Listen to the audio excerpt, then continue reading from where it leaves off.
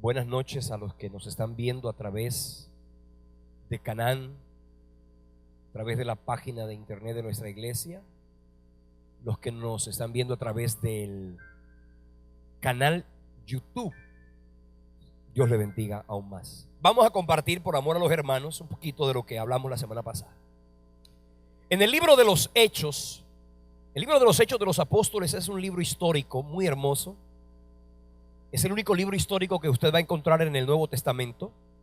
En el libro de los Hechos de los Apóstoles, a través de 28 capítulos, encontramos la historia de lo que significó el proceso de acople, el proceso de establecer la iglesia de Cristo en la tierra. A través del libro de los Hechos encontramos la instrucción cronológica. En el libro de los Hechos sí hay una descripción cronológica. El Evangelio de Lucas y el libro de los Hechos fueron escritos por Lucas, el médico amado. Y dice la palabra de Dios que el médico Lucas tenía como propósito hacer una narración exacta de lo que había sucedido. ¿Ok? Entonces, en el libro de los Hechos vamos a encontrar esa narración bien clara, bien rigurosa en cuanto a los tres apartes más importantes del libro. El libro de los Hechos se divide en tres secciones: la primera, la segunda y la tercera.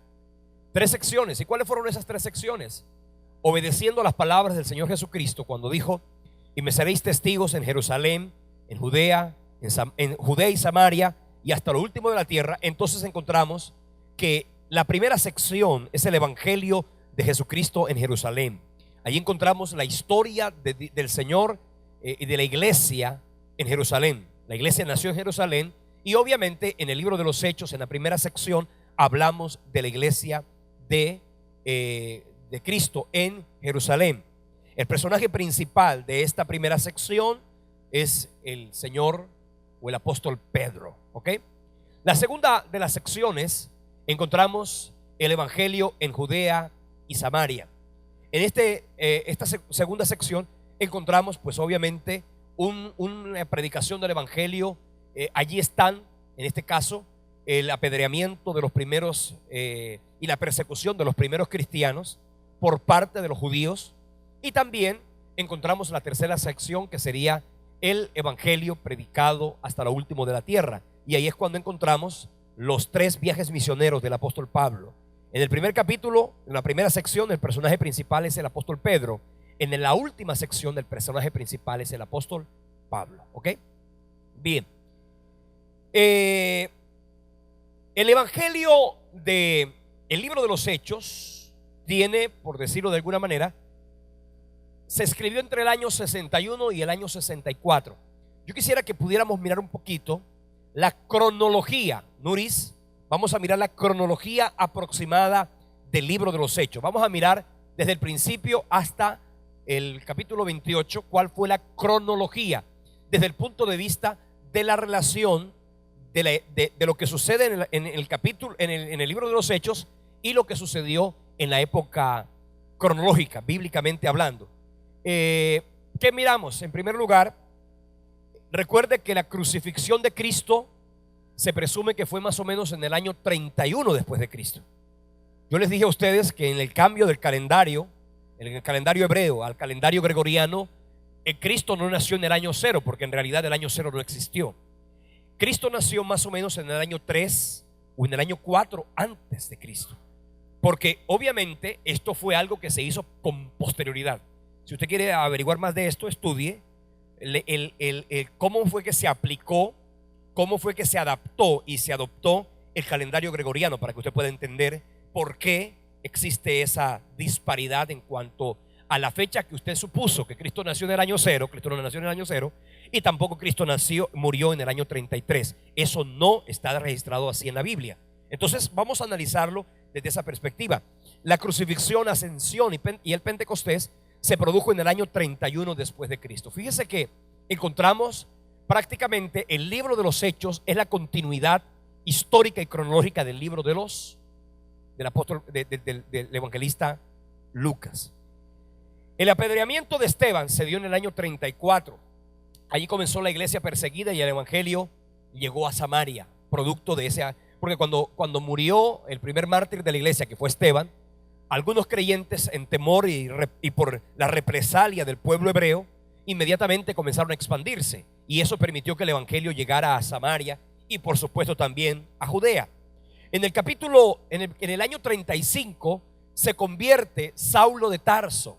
En el año 35 Saulo de Tarso se convirtió. ¿Ok? ¿En qué año se convirtió Saulo de Tarso? En el año 35. En el año 44, no, le voy a decir acá, en el año 45 se produjo el primer viaje misionero del apóstol Pablo. Fíjese que en 10 años fueron los años en que Pablo se preparó, el Señor le reveló el evangelio, y en 10 años comenzó la expansión del evangelio por parte del apóstol Pablo. En el evangelio, en el libro de los Hechos, el personaje principal después de Cristo es obviamente el apóstol Pablo. Pablo se convierte en el año 35. En ese año Pablo llega a Damasco, llega a Arabia, ¿cierto? En el año 38 Pablo escapa de Damasco durante el reinado de Aretas, visita Jerusalén y dice que pasado 3 años vuelve a Tarso. En el capítulo 1 del libro de Gálatas, en el versículo 18 dice: después, pasados 3 años, subí a Jerusalén para ver a Pedro y permanecí con él 3 días. Básicamente podríamos decir que el apóstol Pablo duró un proceso de discipulado en Cristo de 3 años. ¿Quién discipuló a Pablo? Ananías fue el que discipuló a Pablo. Luego viene Bernabé en el capítulo 40, en el año 44. Jacobo, el hermano de Juan, fue martirizado, ¿cierto? Pedro fue encarcelado en el tiempo de la Pascua y muere el rey Agripa. ¿Ok? Muere el rey Agripa. Luego viene en el año 44 y 45, Bernabé trae a Pablo a Antioquía. Pablo se queda allí durante todo un año, dice la Biblia en Hechos capítulo 11, versículo 26. Bernabé en el año 45 llevan la ayuda a los afectados por el hambre en Jerusalén, porque hubo un hambre que se desató en Jerusalén, y ya en ese momento Pablo y Bernabé se encontraban en Antioquía. ¿Ok? Y llegaron ellos y enviaron una ayuda económica a la iglesia de Jerusalén. Es interesante que usted sepa que al principio la iglesia cristiana no supo con sabiduría administrar el tiempo de Dios. Fíjense que ustedes notan que cuando Cristo muere, cuando Cristo promete que algún día volvería por nosotros, dijo: he aquí, yo estoy con vosotros todos los días hasta el fin del mundo, y el Señor prometió que pronto volvería. Los cristianos de aquella primera época se preocuparon solamente por el cumplimiento de esa primera palabra y obviaron en la predicación. Querían que Cristo viniera cuanto antes, y Cristo no iba a venir en ese momento. Cristo debía ser predicado a los gentiles, Cristo debía ser predicado a los judíos, y como esto debía suceder, el evangelio hoy día todavía se está predicando. Pero en la época primitiva, usted sabe que la gente corrió en un acto de terrible mayordomía, vendieron sus propiedades, comenzaron a vivir una vida muy dedicada prácticamente a estar los unos con los otros. Eso fue una especie de socialismo, de comunismo, lo que se dio en la iglesia primitiva, y eso hizo que de alguna manera comenzara a escasear la plata. Yo creo que el capitalismo es unos ricos y otros pobres. Yo creo que el socialismo es todo el mundo pobre, porque siempre hay gente que le gusta que otro lo mantenga, ¿cierto que sí? Hay maridos que le gusta que la mujer los mantenga, hay hijos que le gusta que los papás los mantengan. Ese espíritu de mantenido fue lo que sucedió en un momento en la iglesia primitiva. La iglesia comenzó a mantener a mucha gente. La gente vendía las propiedades, las traían a la iglesia, y no hubo una buena administración, y por eso en Jerusalén se produjo un hambre, además que había sido profetizada.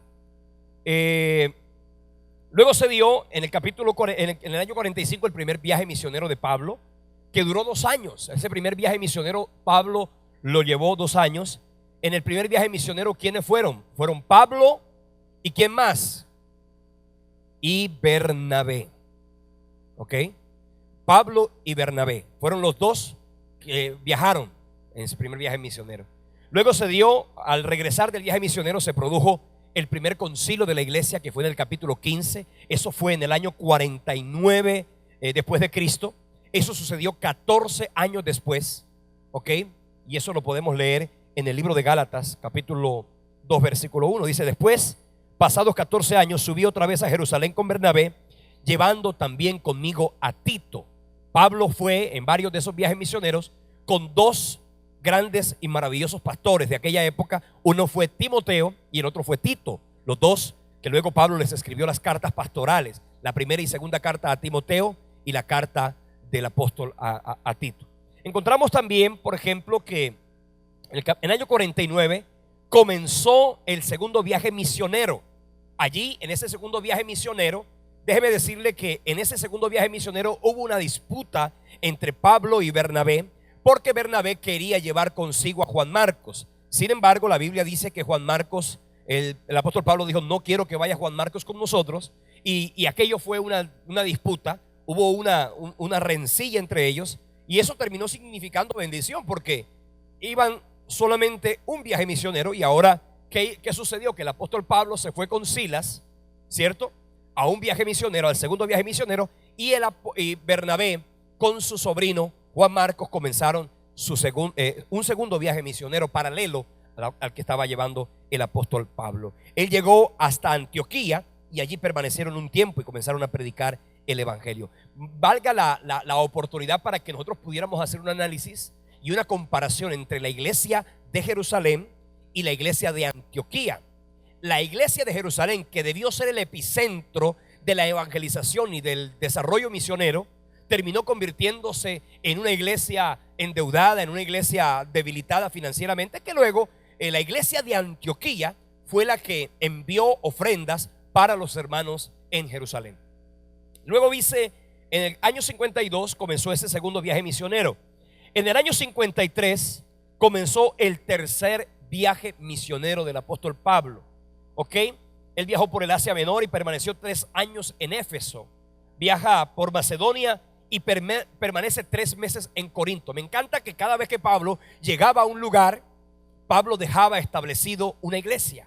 Hay gente que pasa en un vecindario y se mudó al vecindario, el brujo de la esquina, el loco de enfrente, la prostituta de aquel lado y el evangélico ahí, y no hizo absolutamente nada. Sin pena ni gloria pasó el evangélico por el vecindario, peleando con los vecinos, echándole el agua, sacando el perro, y bueno, tanta cantidad de cosas que pueden suceder en la vida de convivencia. Nosotros como creyentes estamos llamados a ser testimonio. Me encanta que cada vez que Pablo llegaba a un lugar, se establecía allí y predicaba el evangelio. Y qué bueno que si tú llegaste a un lugar, si trabajas en una empresa, qué bueno que la gente de esa empresa, a través de ti, óyelo bien, a través de ti pueda conocer la clase de evangelio que hoy tú y yo conocemos, el evangelio de vida, el que transforma, el que renueva. Amén. Entonces, la iglesia en Éfeso, en la iglesia en Corinto, y luego viene en el año 58, en el año 60, entre el 58 y el 60, Pablo fue encarcelado en Cesarea de Filipos. Fíjate, en Cesarea de Filipos, y esa iglesia, allí también se estableció una iglesia que fue la iglesia de los filipenses. 2 años duró el apóstol Pablo allí. Entró en septiembre y salió entre septiembre y noviembre. En el año 60, el apóstol Pablo viaja a Roma. Ustedes todos saben que luego de ese encarcelamiento, él regresa a Jerusalén, y dice la palabra de Dios, después de su tercer viaje misionero, Pablo regresa a Jerusalén y predicando el evangelio, la Biblia dice que fue aprendido por estos señores, los judíos, y eso permitió, y eso hizo que Pablo entonces dijera, cuando estaba frente al tribuno y cuando estaba ante Félix el gobernador, le dijo Pablo: ¿sabe qué? A mí me han tratado con demasiada desconsideración. Ustedes han violado las leyes romanas, ustedes me han violado los derechos, y sabe que con el uso legal que yo tengo de ser no solamente judío, sino también romano, yo apelo al César. Y dice la Biblia que el apóstol Pablo apeló al César, y entonces luego fue enviado al rey Agripa, ¿cierto? Y allí Pablo le predica a Agripa. Yo quiero que ahorita un poquito más adelante leamos un poquito del tema. Y es ahí cuando el rey Agripa dice, bueno, la verdad es que por poco me persuades a ser cristiano, Pablo. Así que, bueno, pero sabes que no tengo tiempo para eso. Hay gente que le llega una bendición, le llega una oportunidad. Hay gente que le hablaron de algo, de una oportunidad para hacer algo, para ganar plata, y la gente termina diciendo, ¿sabes qué? Yo no tengo tiempo, no es el momento, no es ahora. Y eso termina dilatando las bendiciones. Y hay gente que un día le va a decir al Señor en el cielo, oye, Señor, toda la vida viví así, así, así, y tú nunca me diste una oportunidad. Y el Señor te va a decir, te mandé tantas oportunidades y ninguna de ellas te satisfizo, y por lo tanto ninguna de ellas tuviste la sensibilidad para atenderlas. Es importante que aprendamos sabiduría e inteligencia espiritual. Entonces, leyendo el libro de los Hechos, encontramos que el libro de los Hechos narra, inclusive, déjeme decirle, narra cuando Pablo viaja a Roma en el año 60. Pablo viaja a Roma para ser presentado ante el César. Pablo permanece preso en Roma durante 2 años, ¿cierto? Viaja a Creta por cuando después de los años es liberado, porque no había ninguna sanción sobre él, y termina muriendo en el año 67. Y eso fue más o menos lo que la Biblia registra del libro de los Hechos, la cronología del libro de los Hechos.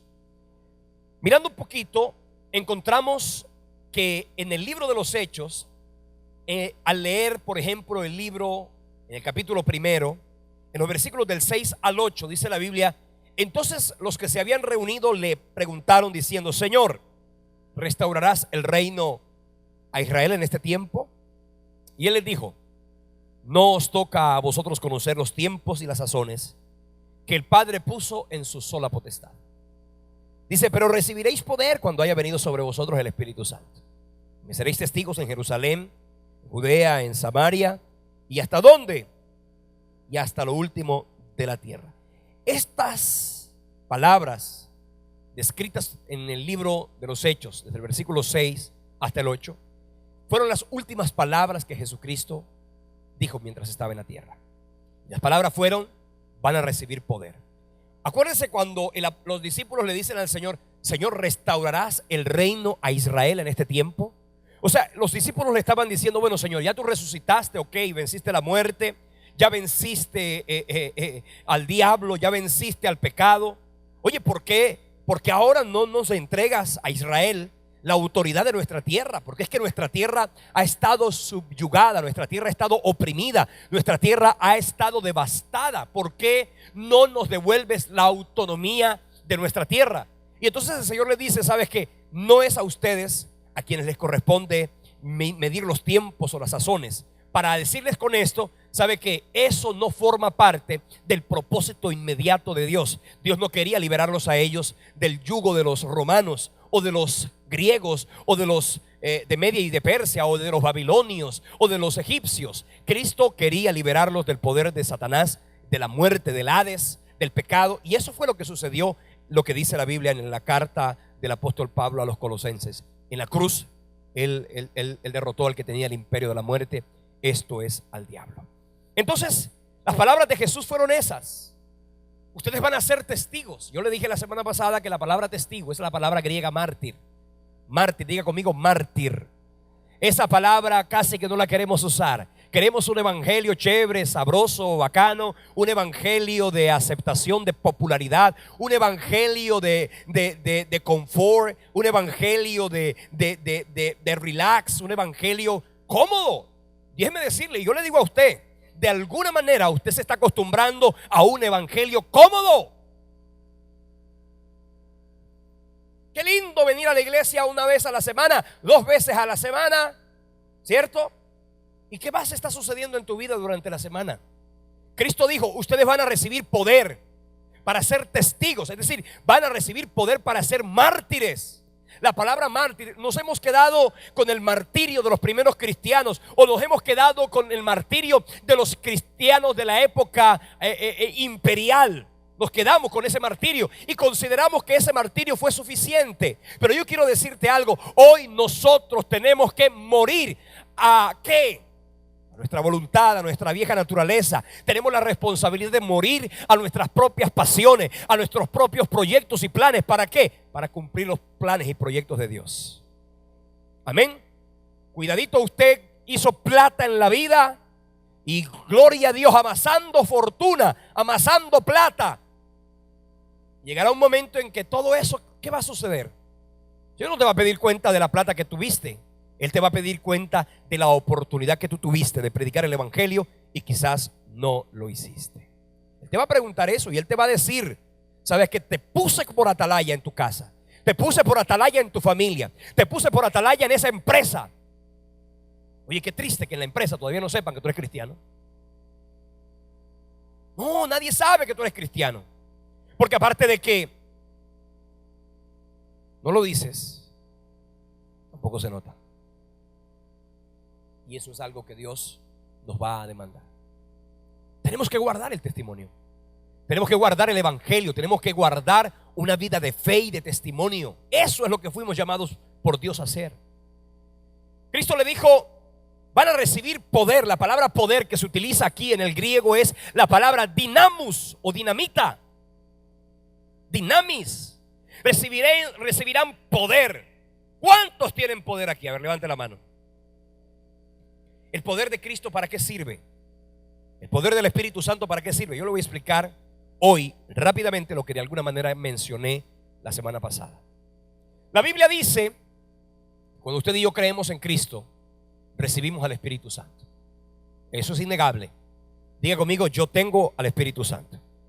Una evidencia de que usted tiene el Espíritu Santo es que cuando usted hace algo incorrecto, el Espíritu Santo te contrista, el Espíritu Santo te hace sentir redarguido, ¿cierto? Si usted no tiene, usted dice y hace y peleó y gritó y insultó y maldijo, no le dio ningún remordimiento, yo le digo: conviértase a Cristo, ¿cierto? Así sea que usted mira, los cristianos nos sentimos mal cuando peleamos, así tengamos la razón. Un cristiano que pelea y no tiene la razón, sabe que es un cristiano que será contristado por el Espíritu Santo. Pero un cristiano que pelea y tiene la razón, también será contristado por el Espíritu Santo. ¿Por qué? Será redarguido por el Espíritu Santo. Entonces, cuando usted tiene el Espíritu Santo, la Biblia dice en el libro de los Hechos, capítulo 19, versículo 2, vamos a leer ese versículo. Hechos 19, versículo 2, la palabra de Dios dice, y eso es una expresión que el apóstol Pablo les dice: ¿recibisteis el Espíritu Santo cuando creísteis? ¿Cuántos creyeron ya? Usted recibió el Espíritu Santo, dice, y aquí está la palabra diciendo: ¿recibisteis el Espíritu Santo cuando creíste? Cuando usted creyó en Cristo. Mire, usted nunca hubiera podido llamar a Jesucristo Señor de su vida de no haber sido por el Espíritu Santo. Ahí la Biblia dice: nadie puede llamar a Jesús Señor si no es por el Espíritu Santo. Y ahí dice: recibisteis al Espíritu Santo cuando creísteis. Cuando tú creíste, tú recibiste al Espíritu Santo. ¿Ok? Eso se llama bautismo de vida. Fuiste sumergido en la vida de Dios. Fuiste sumergido en el poder del Espíritu Santo. Fuiste sumergido en la renovación del Espíritu de Dios. Y ellos dijeron: ¿sabes qué? Ni siquiera sabíamos que existía el Espíritu Santo. Pero tú y yo sí sabemos que existe el Espíritu Santo, porque lo hemos conocido, porque no solamente hemos visto su poder, hemos recibido y hemos disfrutado del poder del Espíritu Santo. Gloria a Dios. Pero hay otro bautismo. El primero es el bautismo de vida. El segundo es el bautismo de poder. Diga conmigo: poder. Usted recibió vida cuando se encontró con Cristo, indudablemente, sin lugar a dudas. Pedro, cuando se encontró con Cristo, y Cristo dice la Biblia que en el capítulo 20 del libro de Juan, en los versículos 21 y 22, el Señor Jesucristo dijo: reciban el Espíritu Santo, y sopló. Y los discípulos recibieron el Espíritu Santo. Eso fue la conversión de los discípulos. Pero fíjese que en el capítulo 20, versículos 21 y 22, Pedro recibió al Espíritu Santo. Pero unos días o unas horas más tarde, ese Pedro, ya convertido, ya nacido de nuevo, ya lleno del Espíritu, ya revestido de ese poder, o no revestido de ese poder, sino disfrutando ya la presencia del Espíritu Santo, dice la Biblia que el apóstol Pedro negó a Cristo 3 veces. Pero mire qué cosa tan interesante. Lo otro es el bautismo de poder. El bautismo de poder es lo que la Biblia llama la llenura del Espíritu Santo. ¿Cuántos han sido llenos del Espíritu Santo? Una cosa es que usted tenga el Espíritu Santo, pero otra cosa es que usted haya sido lleno del Espíritu Santo. Usted es lleno del Espíritu Santo cuando usted anhela ese regalo. Déjeme decirle una cosa: el bautismo en el Espíritu Santo, dice la Biblia, que es un regalo. ¿Quién bautiza? Jesucristo. No le diga a usted: Espíritu Santo, bautízame, porque el Espíritu Santo no es el que bautiza. El que bautiza, la Biblia dice que es Cristo. Juan el Bautista dijo: yo a la verdad os bautizo en agua, pero viene uno que yo no soy digno de desatarle el calzado de sus pies. Él os bautizará con Espíritu Santo y fuego. Cristo es el que bautiza, ¿ok? Y lo hace con el Espíritu Santo. Ahora dice: recibiréis poder. Me gusta que cómo yo recibo el bautismo de vida, cuando yo recibo a Cristo como mi Señor y Salvador. Ahora, ¿cuándo recibo yo el bautismo de poder? Cuando en oración yo busco ser lleno del Espíritu Santo. Amén. La gente quiere: ay, yo quiero hablar en lenguas. Ay, yo quiero hablar en lenguas. Yo veo que los hermanos hablan en lenguas y yo quiero. ¿Cada cuánto oras? ¿Qué tanto oras? La Biblia dice que los discípulos del Señor, en el capítulo 2 del libro de los Hechos, desde el versículo 1 al versículo 4, dice que se reunieron en un aposento durante 50 días a orar. ¿Cuántos días? ¿Cuántos días? Cuando Cristo parte al cielo, dice la Biblia que habían más o menos como 500 personas ahí, vieron a Jesús irse. Pero en el libro de los Hechos, en el capítulo 2, tan solo habían 120. Es decir, que hay gente que no paga el precio. Hay gente que no se espera. Hay gente que no anhela. Hay gente que no desea. Hay gente que no busca ser lleno. Usted va a recibir el Espíritu Santo y el bautismo de poder con la evidencia física inicial de hablar en otras lenguas cuando te metes con Dios en oración. Y no es cuando en la iglesia o en el encuentro ministramos el Espíritu Santo y usted comienza a hablar en lenguas. Es cuando usted comienza a buscar, anhelar la llenura del Espíritu Santo. Esa llenura que hizo que Pedro nunca más fuera el mismo. En el mismo lugar donde Pedro fue lleno del Espíritu Santo, el tímido Pedro, el cobarde Pedro, el amilanado Pedro, ahora lleno del Espíritu Santo, la Biblia dice que se puso en pie sin importar cuánta gente hubiera allí. Él tenía ya tenía el testimonio que a Cristo lo habían crucificado por el Evangelio. Pero Pedro se levantó, se puso de pie y dice la Biblia que a gran voz comenzó a predicarle a todos los que en Jerusalén estaban reunidos. Ese día la Biblia dice que se convirtieron 3,000 personas. ¿Cuántas? 3,000. Primer mensaje, Pedro ganó a 3,000. Segundo mensaje, más adelante, ganó a ¿cuántos? 5,000. 3,000 el primer día y 5,000. Vea la predicación del apóstol Pedro. Tremenda predicación que hizo. Y cuando Pedro comenzó y vio el poder del Espíritu Santo, la autoridad, el denuedo, la gente se sorprendía cuando Pedro y Juan, gente del vulgo, sin letras. Porque Pablo era un ilustre. Pablo era un hombre erudito. Pablo era un políglota. Pablo era un hombre de gran trascendencia en toda la sociedad jerosolomitana, toda la sociedad hebrea. Saulo de Tarso era un hombre de gran influencia. Pero Pedro y Juan, gente del vulgo, a duras penas habían ido a la primaria. Y no había primaria. ¿De verdad? Y la gente se maravillaba y decían: ¿no son estos Pedro y Juan? Gente sin letras y del vulgo. Porque quiero decirte una cosa: cuando tú estás lleno del Espíritu Santo, no importa lo que te haga falta, lo que importa es lo que Él pondrá en ti y para ti, para que seas testimonio a otros. Así que, iglesia, hoy el Señor te está diciendo: ¿quieres trascender? Busca al Espíritu Santo. ¿Quieres trascender? Anhélalo.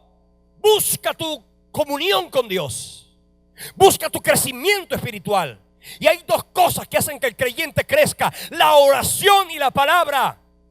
Si hay solo oración y no hay palabra, hay fanatismo. Si hay palabra y no hay oración, hay legalismo. Pero cuando están las dos, la Biblia dice que ahí hay poder, ahí hay transformación, ahí hay vida. Y esa es la vida que el Espíritu Santo quiere hoy depositar en tu corazón. Y esto merece un trago. Gloria a Dios. Entonces, iglesia, ¿qué tanto estás anhelando tú la presencia del Espíritu Santo? Ay, yo quiero que me llene el Espíritu Santo. Quiero hablar en lenguas. La oración más larga dura un minuto y máximo 2. Si tú no eres un hombre de oración, no se nota. Cuando un creyente no ora un día, solamente él lo nota. Cuando el creyente pasaron 2 días y no oró, la esposa lo nota. Cuando pasa más de 3 días y no oró, ya comienza a notársele en la cara, en la actitud y en las reacciones. ¿Qué tanta irritabilidad e irascibilidad tienes? ¿Qué tanto pendenciero te has vuelto? ¿Qué tanto carnal y lujurioso te has vuelto? Si tú vas por la calle y andas mirando a fulana y a fulana, o las mujeres a fulano y a fulana, a fulano y a fulano, porque aquí todo el mundo mirando. Que las mujeres miran, que los hombres miran, las mujeres también miran. Yo me las he pillado. Miran, lujuriosas, sensuales, carnales. Yo quiero decirte algo: si tú necesitas crecer, necesitas menguar primero. Y no podrás menguar en tu carnalidad, en tu sensualidad. Ay, que yo soy sensual, yo tengo sex appeal. La Biblia llama eso concupiscencia y lujuria. ¿Quién te quitará eso? Que te convertirá en un hombre santo, una mujer santa. El Espíritu Santo. Es que el Espíritu Santo, ¿qué hace? Santifica. El Espíritu Santo no es una palomita que revolotea. No, el Espíritu Santo cambia el pensamiento, la manera de hablar, la manera de reaccionar. El Espíritu Santo de Dios.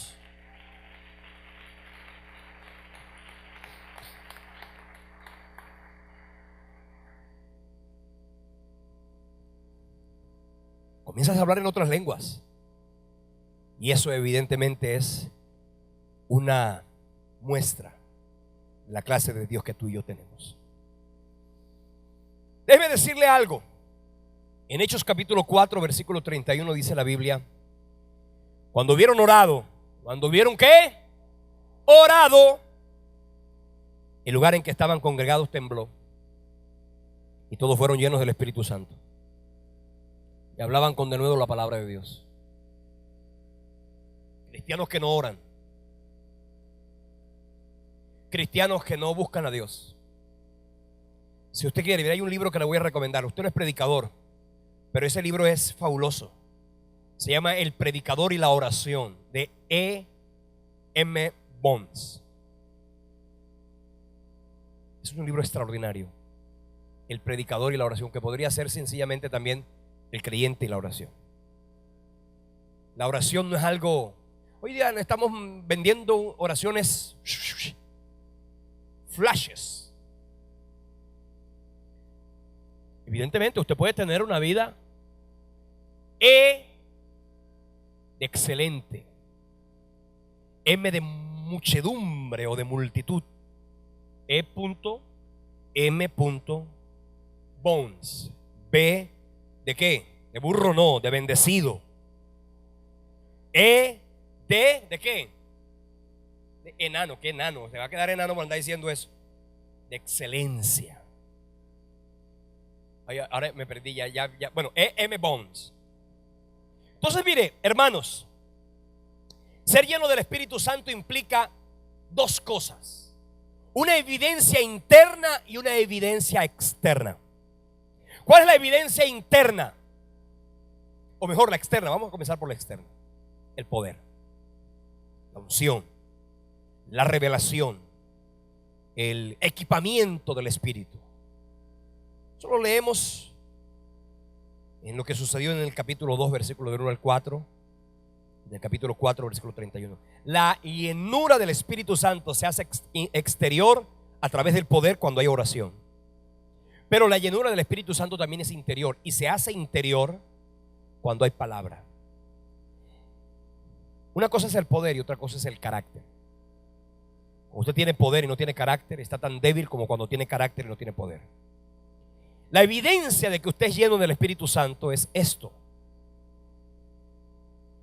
Colosenses capítulo 3, versículo 16. Ahí encontramos la evidencia de que usted fue lleno del Espíritu Santo. Colosenses capítulo 3, versículo del 16 al 25. Dice la palabra de Dios: por tanto, nadie os juzgue por comida o bebida.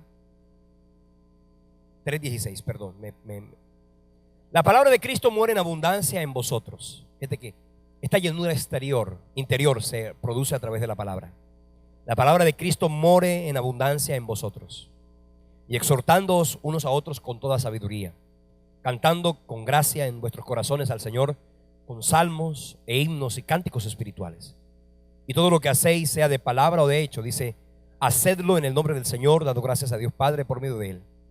Las casadas deben estar sujetas a vuestros maridos. Si usted es una mujer que no se sujeta al marido, usted no está llena del Espíritu Santo, porque eso conviene a Dios.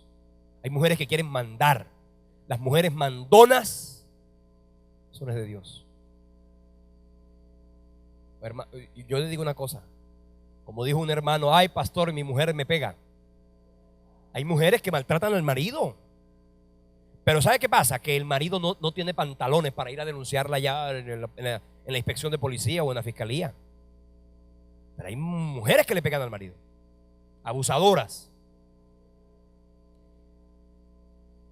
Y como había una persona que le gustaba ver el lado positivo de las cosas, y llegó un predicador. ¿Sabes que hay predicadores que son positivos? Actitud mental positiva. Ay, pastor, tengo que contarle una confidencia. Mi mujer me maltrata, mi mujer me pega. Entonces el predicador, que era todo positivo: hermano, gócese. La verdad es que pocos son los hombres de este planeta que tienen el privilegio que su mujer les pegue. Así que gócese, no se preocupe. Casadas, si usted no está sujeta al marido como conviene al Señor, usted no está llena del Espíritu Santo. Marido, si usted no ama a su mujer y la trata como un vaso frágil, usted no está lleno del Espíritu Santo. Si usted es áspero, vinagre y limón, usted no está lleno del Espíritu Santo. Hijos, obedeced a vuestros padres en todo, porque esto agrada a Dios. Si usted no es obediente a sus padres, a sus autoridades, si usted es un rebelde, ¿cierto? Si usted es un rebelde, déjeme decirle, usted no está lleno del Espíritu Santo. Puede que hable en lenguas, y hay gente que habla en lenguas porque se aprendió las lenguas, pero ¿sabe qué? No está lleno del Espíritu Santo. Hay gente que se aprende las lenguas. Se aprende las lenguas. Ay, Shakira mamacita, imagínate tú.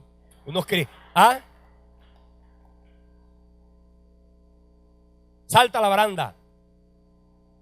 Hay gente que se aprende las lenguas. Usted puede que hable en lenguas, pero si usted no ha sido transformado por el Espíritu Santo, usted es mentira, usted no está lleno del Espíritu Santo. Busque ser cambiado en su carácter, y eso evidenciará que usted está lleno del Espíritu Santo. Hijos, obedeced a vuestros padres en todo, porque esto agrada al Señor. Padres, no exasperéis a ir a vuestros hijos, para que no se desalienten. Ahí están los hijos diciendo amén, pero cuando hablamos del Padre no dijo amén.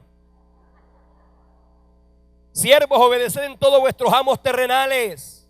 Ay, como es que mi jefe es de la iglesia, le voy a pedir permiso para ir al ayuno el jueves, para ir. Y hay gente que con el hermaneo.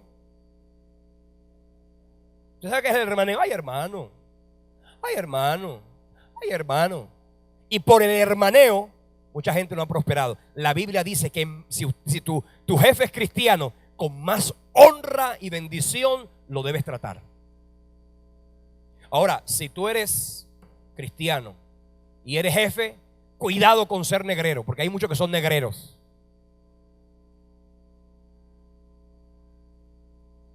Siervos, obedeced todo a vuestros amos terrenal, no sirviendo al ojo como los que quieren agradar a los hombres, sino con corazón sincero, temiendo a Dios.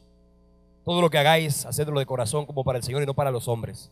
Si usted sirve a Dios en la iglesia, así sea en protocolo, en staff, en alabanza, lo que sea, si usted está lleno del Espíritu Santo, lo hará como para el Señor. Le paguen o no le paguen. Porque hay gente que dice, si a mí no me pagan, yo no lo hago. Ah, pero que lo hagan ellos porque es que ellos le pagan. Eso significa que no está lleno del Espíritu Santo. Otra palabra que evidencia que somos llenos del Espíritu Santo la encontramos en Efesios, capítulo 5, versículo 18 al 30. No os embriaguéis con vino, en lo cual hay disolución. Antes bien, sed llenos del Espíritu Santo. Fíjese que aquí dice, el bautismo de poder lo recibo del cielo a través de la oración. Pero el bautismo de transformación, el bautismo de carácter, ese bautismo de renovación, lo alcanzo yo a través de la palabra. Y dice así: no os embriaguéis con vino, en lo cual hay disolución, sino antes bien sed llenos del Espíritu, hablando entre vosotros con salmos, cánticos, himnos, cantando y alabando al Señor en vuestros corazones. Una evidencia de que usted está lleno del Espíritu Santo es que usted es un hombre o una mujer que tiene siempre una alabanza en su boca. Cuando digo alabanza, no me estoy diciendo que usted aprendió una canción de la iglesia y la canta y la canta y la tararea y la tararea. No me estoy. Cuando la Biblia habla de alabanza, es que cuando usted, en medio de las circunstancias de la vida, usted cuando tiene una circunstancia difícil, usted de su boca salen palabras que agradan a Dios. Amén. Le voy a decir una cosa. ¿Usted sabe para qué el Señor puso en su cuerpo el dedito pequeñito del pie? Para que usted se choque con las camas, con las mesas y con las sillas. Y cuando usted se choque con las camas, las mesas y las sillas, y precisamente es ese dedito el que se choca, ahí, eso es un termómetro. ¿Qué palabra sale de su boca? Esa palabra que sale de su boca, porque qué triste que haya gente con palabras soeces, vulgares. Y niño, y por esa boca tú alabas a Cristo. Un día mi hijo en el colegio, tenía como unos 5 añitos, dijo una palabra y que fruta. No era fruta, ¿no? Dijo la otra, fruta. ¿Qué qué? Cogí jabón Fab con el cepillo.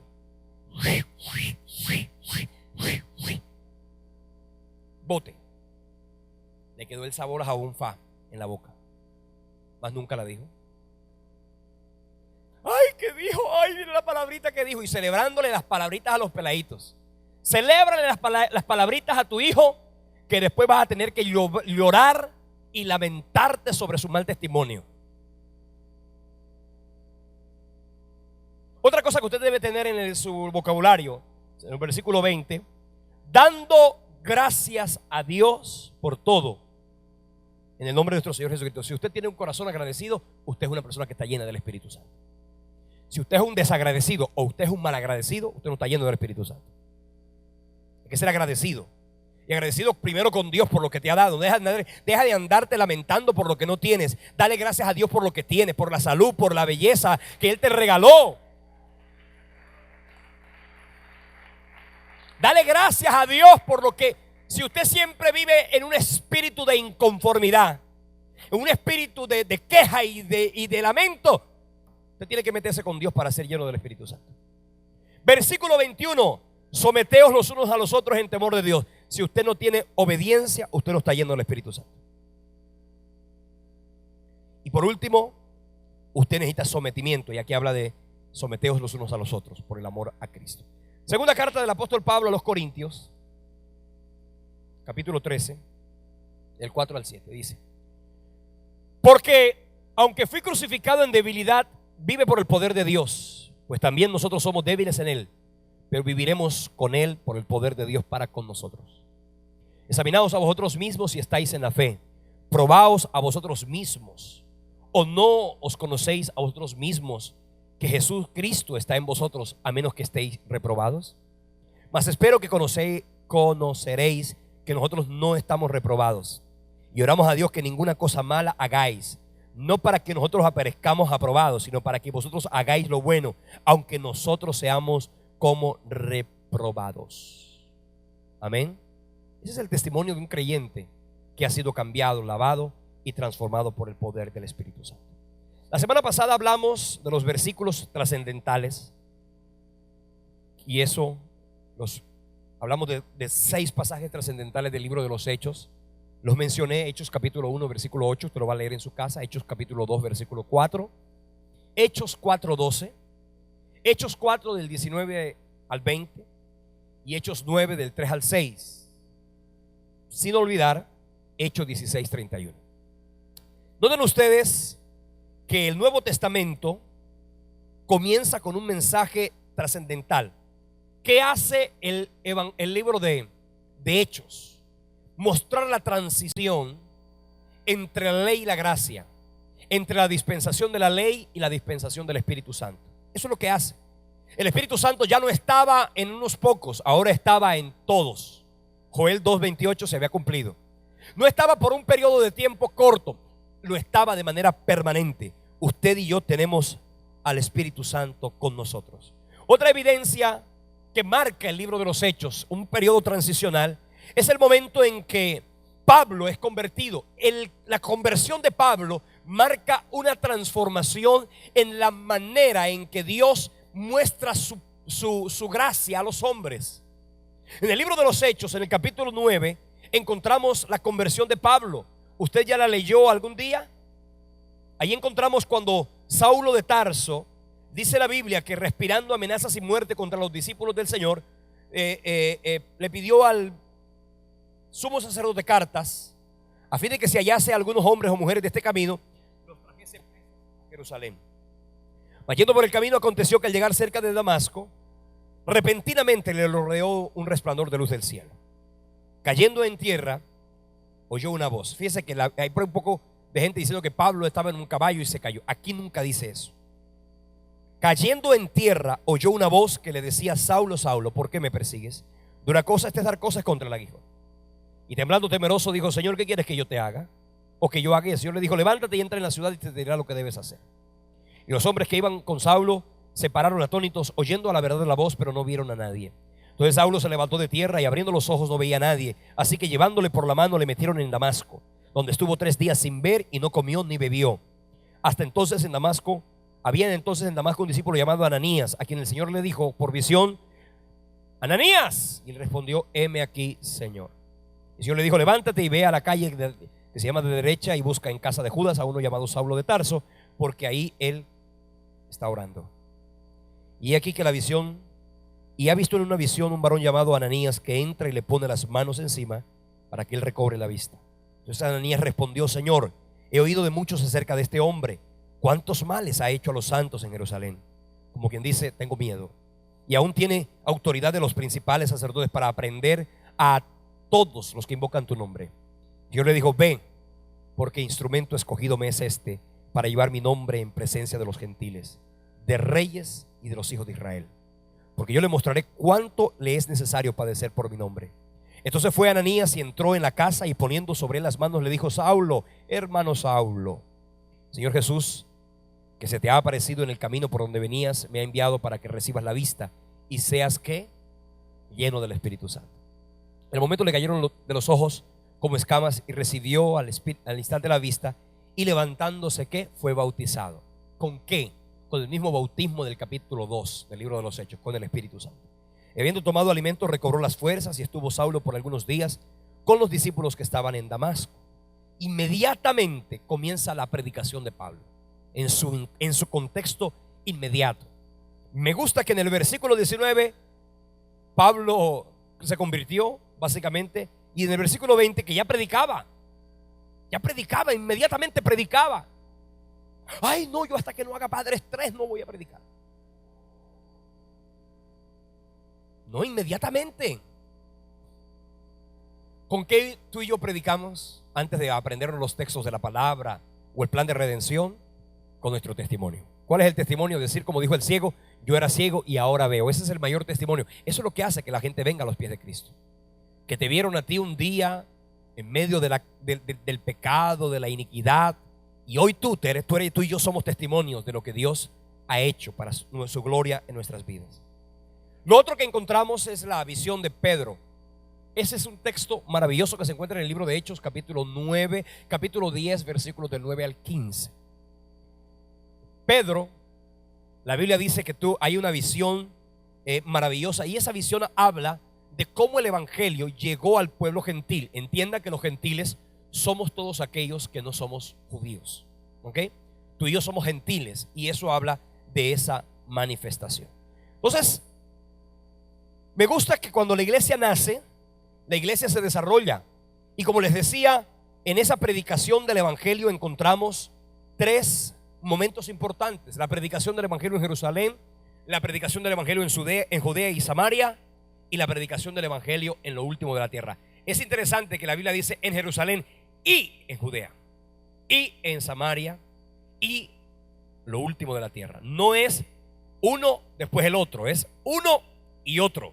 Como iglesia estamos llamados a predicar en nuestra casa, en nuestro vecindario, con nuestros amigos, con los desconocidos.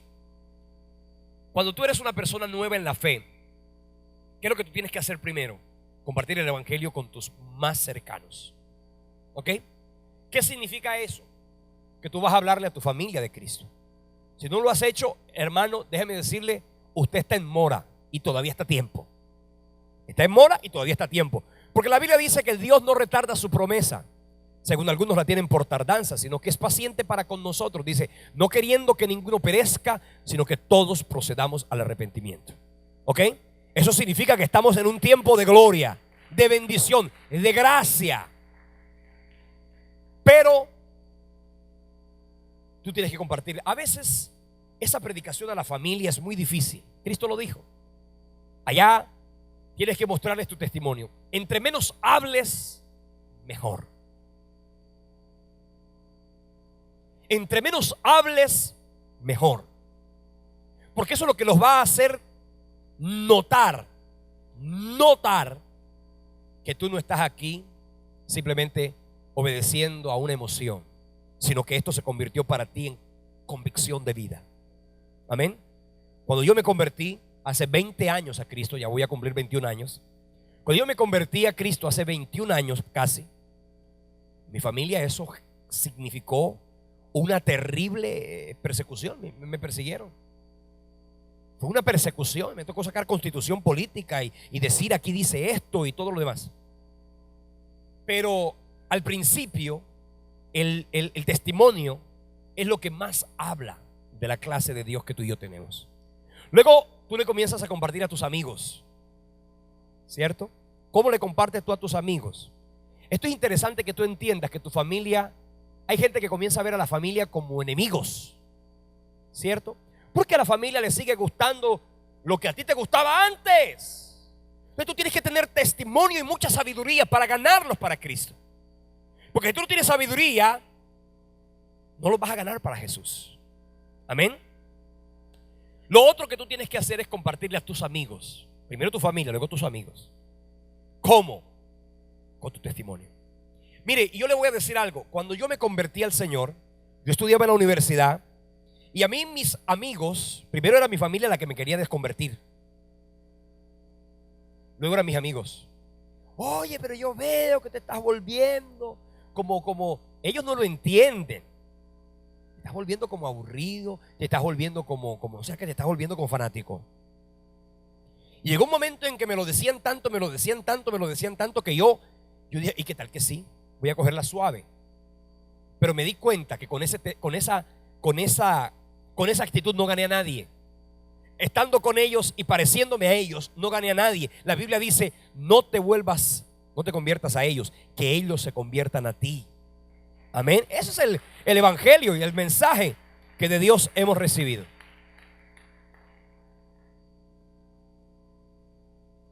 Luego comenzamos a predicarle a los que no conocemos. ¿Quién ha dicho que yo tengo que conocer a fulano de tal para hablarle de Cristo? No. Así usted no conozca a la persona que tiene al lado, háblele de Cristo. Cuando hace calor, use el calor para hablar de Cristo. ¿Cómo haría usted para hablar del? La gente se está quejando del calor. ¿Cómo haría usted para hablar del calor? Aquí hace calor, pero hay otro lugar donde hay más calor. No, mentira, ese evangelio es muy pero hay un lugar donde hace más calor. El fuego no se apaga y la llama arderá en ti. El frío, usa el frío, usa el gobierno. Salió una noticia por el periódico, use eso. Pero qué triste que a veces los cristianos llegan al gimnasio, llegan al supermercado, llegan al banco y se dejan envolver por el comentario de los demás, y ellos, que son luz y sal de la tierra, oye, sí, terminan hablando de mal del presidente y mal del otro y mal del otro y mal del otro. Cuidado, somos llamados ¿a qué? A ser luz y a ser sal de la tierra. Bien, háblenles de Cristo y de verdad que eso va a ser de bendición. Les recuerdo, el libro de los Hechos entonces habla de la predicación. Fueron 3 viajes misioneros. Lo primero, el primer viaje misionero lo encontramos en el capítulo 13, versículo 1 hasta el capítulo 14, versículo 22. En ese pasaje, Pablo en su primer viaje misionero le fue muy bien. Lo apedrearon en Listra. ¿Aló? ¿Qué pasó con Pablo en el primer viaje misionero? Lo apedrearon en Listra. En el segundo viaje misionero, capítulo 15, versículo 36 hasta el 18-22, lo encarcelaron en Filipos. Se armó tremendo alboroto en Tesalónica. Llegó hasta Berea. Ahí habían unos que ya el evangelio había corrido a ese lugar. Comenzaron a predicar en Atenas. Me interesa mucho esa predicación de Pablo en el Areópago. Él llegó a predicar donde había una cantidad múltiple de dioses, de divinidades humanas y reptiles y aves. Y Pablo llega y utilizó lo que él estaba viendo para decir: oh, varones atenienses, ¿cómo observo que sois religiosos?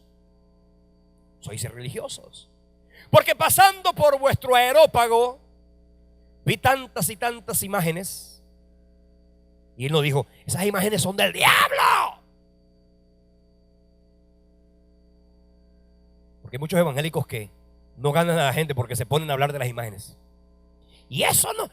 Y comienza, claro, para ti una imagen no tiene valor, pero para una persona que la convirtió su ídolo, si tú hablas mal de la imagen, déjame decirte, eso va a ser una cosa que va a repelerle y no va a quererte recibir el mensaje de salvación. ¿Ok? Evangélicos imprudentes que llegan a la casa a tumbar cuadros, a romper imágenes. ¿Sabe qué? Eso lo quita el Espíritu Santo, no los hombres. Si el Espíritu Santo lo quita, es cuando en verdad se quita del corazón. Antes no, lo pueden botar de la sala, lo pueden botar de la cartera, lo pueden botar del cuello, pero si no lo sacan del corazón no sirve. Pablo le dice: vi que habían varias, pero había una en particular donde no había imagen. Solamente había una inscripción que decía: al Dios no conocido. Pues señores, ustedes son expertos en dioses. ¿Quién dijo que la mitología griega no era experta en dioses? Habían dioses para todo, ¿cierto? Luego esa mitología se volvió romana. Por eso es que la iglesia tradicional de Roma tiene tantos dioses, porque es que eso lo aprendieron de Roma, de la mitología romana, y lo aprendieron de la mitología griega, y los griegos lo aprendieron de los babilonios y de los sumerios, y estos de los egipcios. Pero había una que no tenía nada. Ese Dios a quienes ustedes adoran sin conocer es el que yo predico. Se jaló tremendo mensaje. ¿Aló? Interesante eso. Luego llegó a Corinto. En su segundo viaje misionero llegó a Corinto y obviamente estableció la iglesia en esa localidad. Luego en el tercer viaje misionero, Pablo llega a Éfeso. ¿Ok? Llega a Éfeso. Ahí es donde se da la historia de los hijos de Esceva. ¿Se acuerdan ustedes? Unos judíos exorcistas que andaban viendo cómo Jesús había sacado los demonios y cómo los discípulos sacaban demonios. Y entonces los discípulos, los hijos de Esceva, comenzaron a: te conjuro en el nombre del Dios que predica Pablo. Y los demonios le dijeron: ¿sabe qué? A Jesús conozco, yo sé quién es Pablo, pero ustedes quiénes son. El diablo no puede sacar el diablo, y los demonios se le vinieron encima. Cuidado con la guerra espiritual. Si usted no tiene sabiduría en Dios, usted no va a ser lo suficientemente oportuno para eso. Allí, en el tercer viaje misionero, se volvió a dar otro alboroto en Éfeso. Pablo llegó a Macedonia y terminó predicando el evangelio nuevamente en Grecia. Luego Pablo regresa a Jerusalén en el capítulo 21, y de ahí en adelante se da el proceso final de cómo el libro de los Hechos termina. Pablo fue arrestado en el templo. Pablo se tuvo que defender exactamente como Cristo se defendió, lo mostraron ante el pueblo, luego ante los gentiles, luego ante el tribuno. Acuérdense que yo les hablé al principio del libro de los Hechos que habían autoridades locales, habían autoridades de región, y cada vez había una autoridad superior. Estaba el tribuno, estaba el concilio, estaba el gobernador, y también estaba el rey, para luego terminar con el emperador. Y el emperador era el César. Y ahí es cuando encontramos que Pablo, luego de que el rey Agripa, es exactamente el sucesor de Herodes, el rey Agripa termina diciéndole: bueno, muchacho, yo te hubiera podido soltar, pero como tú apelaste al César, te embarcaste para Roma. Y ahí fue cuando en el capítulo 27 lo mandan a Roma. Allí se da la tempestad en el mar, el naufragio, nadie murió, la nave se perdió, pero nadie murió. Amén. Y termina Pablo viviendo sus últimos días en Roma. Esa es la historia del libro de los Hechos. Sería interesante que usted la pudiera leer, la pudiera subrayar y la pudiera analizar día tras día. La próxima semana, hermanos, estaremos compartiendo lo que para mí es una de las cartas del apóstol Pablo más hermosas de la Biblia, la carta a los romanos. Una carta profunda, una carta de un contenido extraordinario, una carta con un mensaje de bendición, de salvación y de salvación en Cristo a través de la gracia que usted no se puede perder. Si usted quiere entender la carta del apóstol Pablo a los romanos, no falte la próxima semana.